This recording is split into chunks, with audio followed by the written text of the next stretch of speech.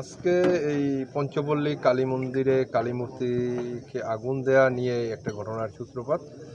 এটা মন্দির বা এলাকাবাসী মনে করেছে যে এখানে যারা নির্মাণ শ্রমিক তারা হয়তো এই কাজটি করে থাকতে পারে। সেই ধারণার বশবর্তী হয়েই তারা নির্মাণ শ্রমিকদের বেদম মারপিট গণপিটুনি দিয়ে একদম আহত করেছে। মুমূর্ষু অবস্থায় তাদেরকে উদ্ধার করে ময়মনসিংহ মেডিকেলে প্রেরণ করা হয়েছে, ফরিদপুর মেডিকেলে প্রেরণ করা হয়েছে এবং ডাক্তার পরীক্ষা করে বলতে পারবে যে তারা জীবিত কয়জন আর মৃত। সবার অবস্থাই খুব খারাপ ছিল।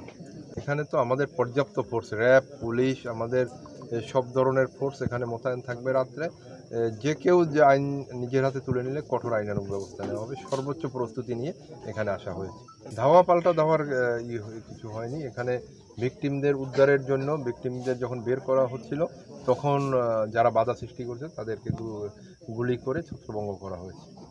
ঘটনার কারণ অনুসন্ধান, দায়ী ব্যক্তি চিহ্নিতকরণ এবং ঘটনা প্রতিরোধের সম্ভাব্য উপায় খুঁজে বের করার জন্য আমরা অতিরিক্ত জেলা ম্যাজিস্ট্রেটের নেতৃত্বে এবং জেলা পুলিশের সমন্বয়ে আমরা 3 সদস্যের একটা তদন্ত কমিটি করব এবং তদন্ত কমিটি আগামী 3 দিনের মধ্যে তদন্ত করে সরেজমিনে তদন্ত করে এটা রিপোর্ট দেবে এবং সেই রিপোর্ট আমরা ক্যাবিনেট সহ স্বরাষ্ট্র মন্ত্রণালয় সব জায়গায় প্রেরণ করে সেই অনুযায়ী আমরা ব্যবস্থা নেব।